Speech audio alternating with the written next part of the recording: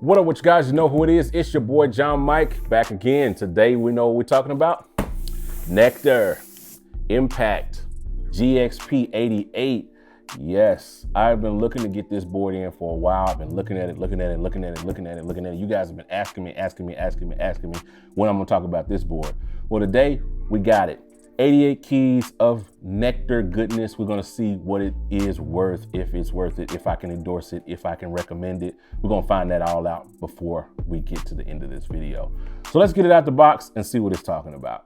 All right, so out the box, you know, nothing uncommon in the box. You get the software, you get the manual, the USB cable, all that good stuff like that. And then you got the keyboard itself. So again, this thing has kind of got some weight. I mean, some weight on it. I'd say a good 15 to 20 pounds maybe, which is kind of crazy because this actually isn't weighted. It's semi-weighted. That's what's kind of crazy about it. The fact that it's semi-weighted and not weighted. So I'm not sure where all of this weight is coming from. I'd say a good 15 pounds maybe. It's got some weight on it. So on the back, while I kind of got it turned up like this, you got your expression pedal. You got your foot pedal switch. You got a MIDI out. That's cool. So you can use it for, you know, controlling standard MIDI gear. That's always a benefit when you got that on the MIDI controller. USB cable, power adapter, which was not in the box, and an on-off switch. So that's pretty dope that you got that. But again, this thing has got some definite weight on it, as opposed to the GX, the regular GX. I had the GX61. I reviewed that on this channel. That GX was nowhere near as heavy as this is. So I'm not sure again where all of the weight is coming from on this, but it's pretty doggone heavy. That's my biggest thing I've noticed about it so far. So again, you got these Nektar, these standard kind of Nektar pitch bend mod wheel. I've seen those before on all of the same keyboards. Transport controls, transpose and octave right there. You got a data wheel right here. And then oddly enough, you got another data wheel right there. So I'm assuming this will be volume. This is probably volume for controlling volume.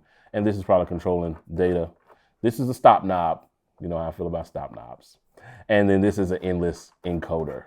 And then now, oddly enough, which is kind of interesting, they have these buttons here, 1, 2, 3, and it may be hard to translate on camera, but these buttons actually have like piano, electric piano, organ, strings, orchestra, so on and so forth like that. Like it's, you know, those little keyboards that have the sounds built in like piano, harpsichord, all those little standard little MIDI things.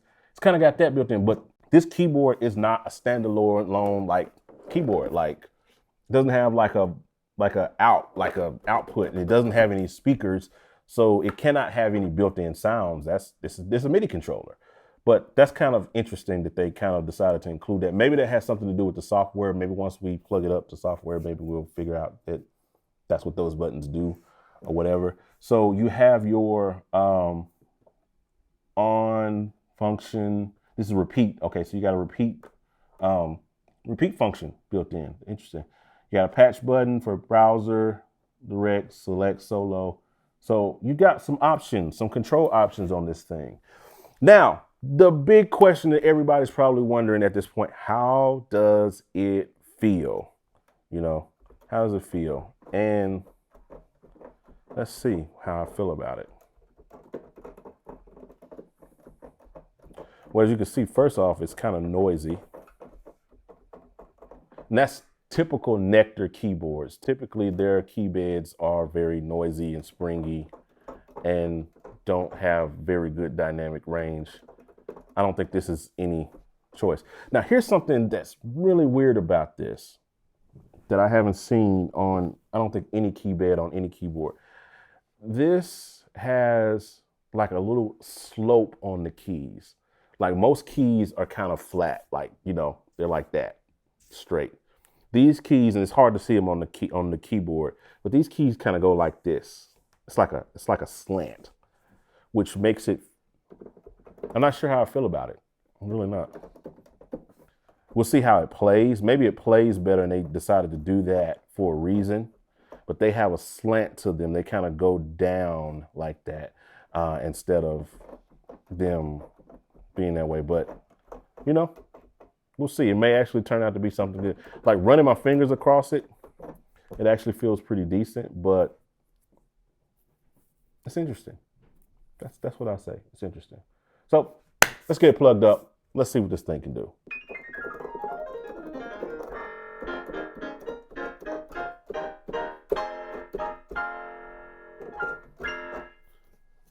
Not too bad. Not too bad. I was kind of concerned about, you know, the way that these keys felt, but actually playing it with a sound, it's not bad. I will say it's weird because these keys are kind of oddly spaced as well. That they're kind of narrow and they're smaller so they're not full size keys. You know what I mean? Like that's one thing I will say about them. They're probably not full size. They're the standard kind of Nektar type keys, but with a slant, you know.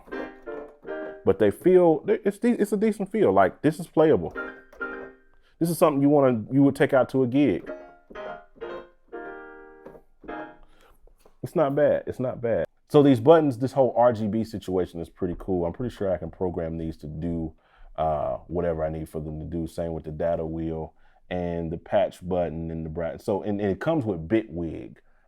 Which I haven't installed it on my computer yet, so you know, can't really go through those different functions. And there's plenty of tutorials on Bitwig, you know, here.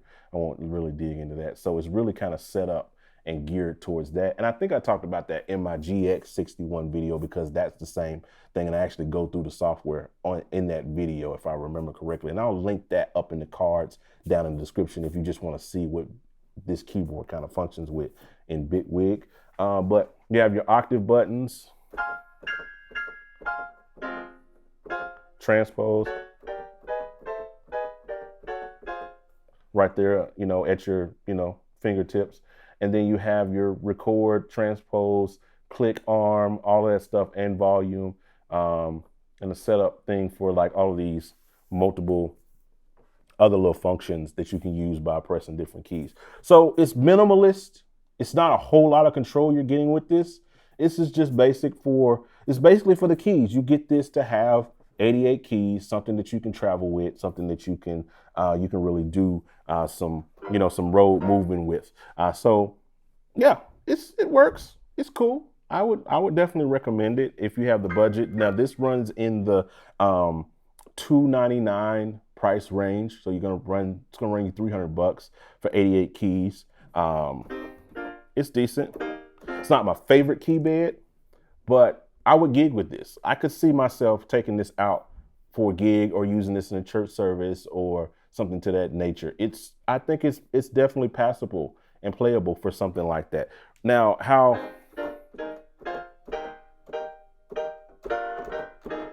it feels good. That's all I can say about it. I don't really have much critique. The keys are weirdly shaped and they're weirdly slanted, but it plays well. If that makes any sense whatsoever. It's interesting. It's very interesting, but I like it. It's an interesting that I like. So I would suggest it. I would definitely recommend that you check it out. I would recommend it to anybody you got a budget, $300. Now I will say the biggest con is that it's heavy. It's a whole lot heavier than I expected for a keyboard of this kind of, you know, girth, so to speak, and length. You know, like the M-Audio Key Station. This falls in that same realm of the M-Audio Key Station, Arturia Keylab Essential, which I'll compare it against that in the next video. But it's oddly heavier. I'm not sure where all of the weight for this particular controller is coming from. That's just my biggest thing is the weight of it, because these keys aren't weighted. I could see if the keys were weighted, like weighted keys, you know what I mean?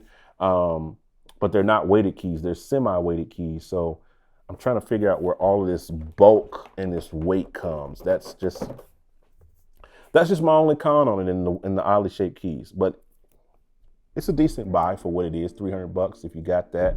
This would make a good controller for your studio or for traveling with or whatever the case may be. So I hope this video helped you. I hope it blessed you. Drop some comments. Tell me what your thoughts of it is, getting it out the box and you know, you seeing it on camera for yourself. And I'll be glad to interact and answer any questions down in the comments that you guys might have. Also, you know how we do. I gotta say this. I can't end the video without saying it. Like, it's literally tapping me on the shoulder saying, say it. Tap the like button, hit the share button, turn on notifications, and do all those things that you do on the video. We'll talk to you on the next one. I'm out. Holla at your boy.